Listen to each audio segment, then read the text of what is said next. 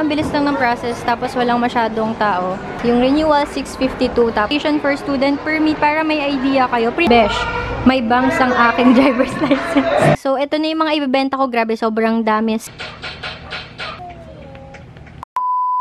Hi guys! Another day, another vlog. Nandito kami sa may milk tea. I love milk tea to sa may Casimiro. Bibili lang kami. I'm with my kids. Tapos mamaya magpapunta kami ng Robinsons para magpa-license, renew ng license. Dito kami sa may Robinsons kasi dito may change address. Tapos magpapa-medical na kami. Madali lang naman yung process dito. Dito tayo sa DCV Medical and Diagnostic Services. Number 98 ako, number 96 na. Tapos na ako guys. Meron silang mga BP, tapos titignan yung weight, tapos yun, yung ano, titignan kung malabo. Ako malabo na mata ko, kailangan ko na magpagawa ng salamin. Hello, nagpa-check na rin ako ng blood type. Ano pala ako, B positive. Kasi ang tagal ko nang hindi alam, so ngayon alam ko na. Ito yung mga bata. Si MJ nagpa-blood type na rin para alam niya na din if ever in case of emergency. So, ayun. Medical fee 480. Tapos nagpa-blood test kami kaya nag-additional lang 100. Tapos kapag senior, ayan, 384 lang. Dito lang sa parking yung medical. Tapos papasok na tayo ulit dun sa loob ng Robinsons para sa renewal na mismo. Andito na tayo sa LTO. Madali lang, ang bilis lang ng process. Tapos walang masyadong tao. Tapos pipila lang and then tatawagin na dito sa window, dyan, window 1, 2, 3. Renewal 652, tapos yung penalty, may penalty na ako kasi ano yun eh, late na ako. Change address, tapos ito yung student permit, para may idea kayo. Psst, psst. Hi! Diyan lang sila nag-aantay. Eh, wala masyadong tao. Tapos na, gano'n lang kadali, wala pang ano, 4:30 kami nandito eh, tapos magpa-5 pa lang, 30 minutes lang, tapos ano pa ba, yun lang. Mamaya pipicture na ako, tapos ngayon makukuha din yung card, which is good. Kasi dati, di ba, parang months inaabot. Tapos, mas maganda dito sa Robinsons kasi malamig. Next agad si Daddy. Tapos, ayan, meron sila dito, guys. Yung pwede kayong kumuha ng student permit, renewal, tapos renewal with revision ng address. Kasi yung ibang LTO, hindi sila nagpapa-change address. Pero dito sa LTO Robinsons, pwedeng mag-change address. Ayan guys, application for student permit para may idea kayo. Print screen nyo na lang before kayo pumunta ng LTO. Tapos ito yung pagpapa-renew, yan lang yung kailangan nyo. We're gonna head back to the medical charba. Tapos magba-biometrics, tapos pipicturean kami, tapos yun yung ilalagay sa ID, tapos pwede daw nakabanks. Ayan si Daddy. Nakabanks. Ang bilis lang, nakakatuwa. Walang hassle. Maglilip tint lang ako para naman may buhay. Nakalimutan ko mag-makeup, sayang. Tapos na ako mag-biometrics, tapos nag-fill up lang. Ito-double check yung mga information, tapos after... Yeah. Noon, ano pa ba? Yun lang naman. Tapos mabibigay na sa amin yung card agad-agad. Kami na yung huling ano nila, customer. Customer ba tawag? Kami na yung huling nagpa-renew ng license. And bumili din kami ng ganito. 20 pesos lang. Excited na. Nakaka-excite magpa-renew. Ang bilis lang. Kasi dati diba ang haba ng proseso, ganyan. Pero ngayon, mabilis na lang. Ilang years to? 5. 5 yung sa akin. Tapos, tatakman ko na lang yung info ko. Pero besh, may bangs ang aking driver's license. Buti na lang pwede. Nalitan na din namin yung ganito namin. 20 pesos lang kasi. Color red yung pinili ko. Silang dalawa naman. Baka paglaruin lang namin. Pati nga. Oh, most wanted. Thank you pala kay Aiza. Mag-thank you ka kay Aiza. Tinanong niya kung nagbablog ako eh. Thank you, Aiza. Nag-subscribe na daw siya. Salamat and hello. Oh, nakailang bilhin na yan eh. Nasisira. Wag, baby, wag.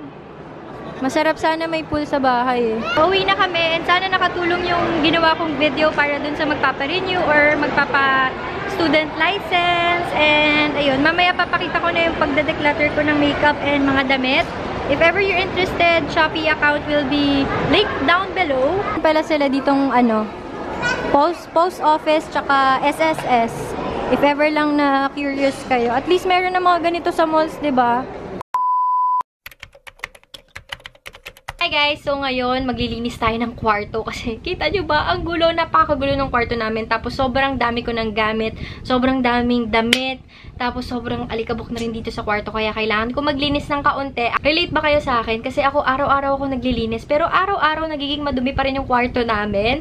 So ayan, tingnan nyo naman ang ganap natin ngayon, 'di ba? Actually, ito halos lahat sa akin na yan eh. Tapos ito, sa akin din yan, and ito sa akin din yan. Ito lang yung kay MJ, tapos yung kay Kel, nandito lang siya sa Durabox. Siguro yung iba akala sa mga videos ko malinis yung kwarto palagi, tapos ang ganda ng background, pero behind it, sobrang gulo ng kwarto namin. At nakakaloka kasi nga nakikitira pa lang naman kami. So lahat ng gamit namin sinasalpak namin dito sa kwarto. Pero sana mapabilis yung yung paglipat namin, pero kasi binabayaran para man namin 'yon. Tsaka hindi naman kami nagmamadali. Siguro mga 3 to 4 years saka kami lilipat. Okay lang din naman kay la mama. Tapos ayun, let's start.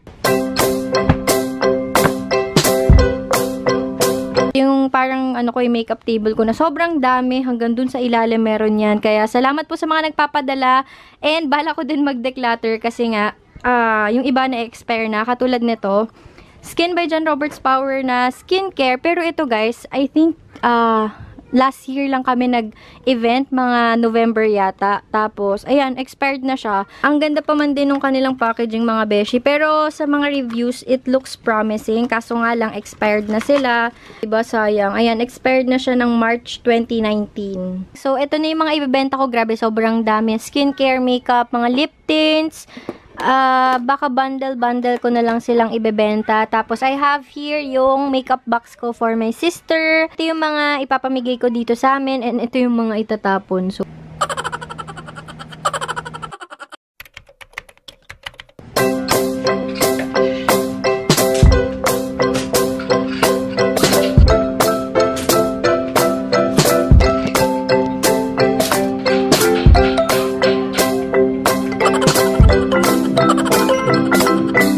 ibenta ko na rin to kasi nga, hindi ko din alam. Ayan siya, mukha akong buntes na ewan. Besh, 3 pare-parehong damit. So, ito, tagal-tagal na nito sa akin. Kailangan ko nang i-let go. This one naman, sakto to sa akin noong nakaraan last year. Pero, syempre, di ba, nag-lose nga ako ng weight. So, kailangan ko siyang ibenta kasi ang gano'n tingnan sa akin, malaki siya.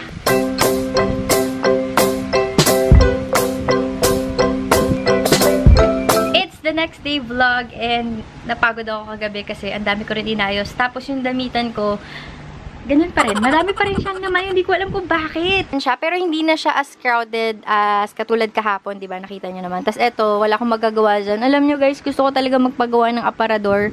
Pero, wala pa kaming pera kaya wag muna. Ito na ang ating iuukay-ukay. Actually guys, yung mga iba dito branded, tas galing sa Zaful, tapos yung iba hindi nakasya kasi it's either masikip, maluwang, or labas yung dede, kaya kailangan kong ibenta. And ito, t-shirt lang na mahilig kasi ako sa stripes. Eh, ang tagal na nito sa akin, 3 years na yata or 2 years, pero never ko siyang nasuot ulit. Kaya ibebenta ko na kasi yun nga, mahilig ako magtabi ng damit na kahit nung high school pa ako, nasa akin pa rin, ganong level besh. 26 na ako. Kaya kailangan ko na mag-let go. Ito from Bench naman siya. Tapos ito, tulad nito, shorts to na nabili ko sa Terra Nova. Ayan, no, may, nasa 650 yata. Tapos baka half the price ko na lang ibebenta. Size medium. Small na po ako. Charot. Hindi, small na ako. Yun nga, pumayat ako kaya kailangan ko ito ibenta. Tapos yung mga t-shirt, sando. So, ayan. Magaganda pa naman to, as in magaganda. Yung mga iba dito, mga bago-bago pa. So, if ever na interested kayo, Shopee or Facebook page ko na lang ibebenta yung Krizia M. Kasi nga, ang hirap magbenta sa Facebook ko mismo. Wala naman nakakakita. Konti lang yung friends ko doon. Tapos, siguro, itatry on ko siya. Tapos, pipicturean ko para makita niyo yung itsura niya. And, dun naman tayo sa makeup, mga beshi. Ito yung mga, hindi to kasali. Ito yung mga makeup na ibebenta ko. Tsaka, pabango, skincare. Etong sa Celine, okay sana siya. Kaso, ang dami ko nang itatry. Kaya, ibebenta ko na lang din to. Nagamit ko yan. Pero, konti lang nabawas ko. Tapos, ano pa ba? Ito siguro kunyari may bumili. If-freebie ko na lang to. Yung mga ganito, yung maliliit lang naman. Meron tayong, ayan, mga foundation. Ito, foundation from Caris. Ibebenta ko na din agad kahit kakabigay lang. Pasensya na. Pero kasi, light to sa akin. So, if ever na fair kayo or light skin tone, okay to. Na-review ko na siya. Maganda siya, beshi. I also have here yung Mersey. Siguro, 300 250 ko na lang ito ibebenta. Hindi ko pa ito nagagamit, guys. Extra yan. Tapos, sayang kasi, di ba, para may extra income din ako. Tapos, ito, hindi ko pa rin nagagamit from Althea Korea, mga lip, eto mga, ang tawag dito, lip and cheek tint. Madami na kasi sila. So, yung iba baka ipamigay ko na lang or isama ko sa freebie if ever may bibili. Tapos, we also have here foundations. Ito, tagal-tagal ko na ito binibente. Pero, matagal naman to 24 months. Itong Maybelline. Pero, itong L'Oreal tsaka Milani, bago-bago lang yan sa akin. Tapos, itong Milani, hindi ko na shade. Itong L'Oreal, sobrang puti sa akin. So, I have to let go. Ito naman yung shade niya, masyadong light para sa akin. So, ibibenta ko na rin yan. Ito ba ito nandito? Sa akin to. Meron tayong cushion. Siguro mga 500 na lang to. Nasa 1,000 plus din yata yan eh. Eyeshadow palette. So, ayun lang. Ito baka ibigay ko na lang kung sino man kukuha. Sobrang dami ko talagang damit and sobrang dami ko ng skincare. Tapos magbebenta rin ako ng kids na shoes. Siguro mga 250 ko na lang ibebenta. Tsaka yung isa is, ang tawag doon, Sperry. Hindi ko kasi nalalabhan kaya 250 na lang. Pero original yun, guys. Hindi ko lang siya, hindi ako comfortable suotin kasi for some reason, lumaki yung paa ko. Hindi ko alam kung bakit. Mas lumapad siya. Yung size nun maliit. So, kailangan ko na siyang i-let go. Okay pa naman. Pwede pang magamit. Sayang din yun. So, yun, if ever lang. Color red siya. Tapos, yung Sperry is color blue. Ito yung mga skincare, hindi, soap or pantanggal na makeup na ilalagay ko sa CR ni Eugen. Itong Aestura na essence. Ano ba yung essence? Baka sa ano to? Tanggal na makeup. So, sa CR yan. And this one, pantanggal din siya na makeup. And then, yung iba mga soap. Again, the best soap for me is Opulence. Maganda siya, guys. Nakaka-lighten ng skin. And that's all. And, ayan. Tapos na yan ko na tong vlog na to. Kinintino ko lang para, wala lang. Para mapakita ko sa inyo yung inayos ko kahapon. Tapos yung damitan ni MJ, wala naman akong ibebenta doon kasi lahat yun mga bago pa tsaka nasusuot niya. Tapos nagpagawa ulit ako ng alikansya. Lalagay natin to para motivated tayo. Makikita natin kung gaano nakarami yung nasa loob. Tapos malaki siya. As in. Lagay natin. 20, dapat 1,000. 20 daw ilalagay. Tapos, ano pa ba? Yun lang naman. And ko na yung vlog. And I'll see you guys on my next one. Bye!